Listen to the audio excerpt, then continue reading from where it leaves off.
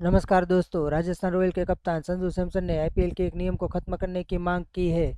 सैमसन ने आईपीएल के इस नियम को बदलने की बात की है जिसमें हर 3 साल में खिलाड़ी को रिलीज करना पड़ता है। दरअसल संजू सैमसन अपने सबसे करीबी दोस्त और शानदार बल्लेबाज जोस बटलर को टीम से अलग होने से अब तक उबर नहीं पाए हैं। 7 साल तक बटलर और सैमसन ने एक साथ बल्लेबाजी की, कई यादगार पारियां खेली और राजस्थान रॉयल के लिए मजबूत साझेदारी बनाई।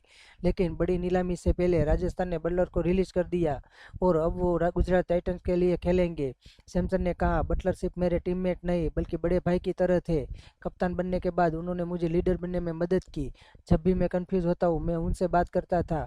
उन्हें जाने देना मेरे लिए सबसे मुश्किल फैसला था। सैमसन ने यह भी कहा कि अगर वो आईपीएल में एक बदलाव कर सकते हैं तो वो है नियम हटा देते ताकि सालों से बने रिश्ते यूं न टूटे। हालांकि उन्होंने ये भी माना कि इस नियम के अपने फायदे हैं, लेकिन खिलाड़ियों के बीच जो पारिवारिक जुड़ाव बन जाता है वो खो जाता है। दोस्तों, क्या आपको लगता है कि आईपीएल के इस नियम को बदल देना चाहिए? हमें कमेंट में ज़रूर बताएं। जय हिंद।